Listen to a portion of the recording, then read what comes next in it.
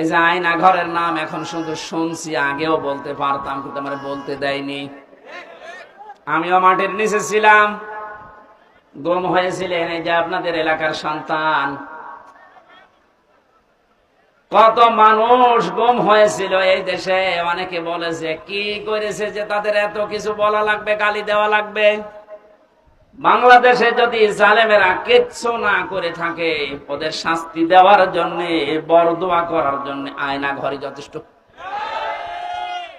আপনি শুধু নাম শুনেছেন, এই যে বাস্তবতা কত নির্মম। একটা পশুর সাথেও মানুষ এত নিকৃষ্ট আচরণ করে না। আমার সাথে যে মাওলানা ছিল মুফতি ফখরুল ইসলাম, উনি বলছিলেন আমাকে নিয়ে প্রথমে আমার এই হাঁটুর ভেতর দিয়ে হাত দিয়ে হ্যান্ডকাপ দিয়ে 24 ঘন্টা বেঁধে রাখতো একটা তারের সাথে।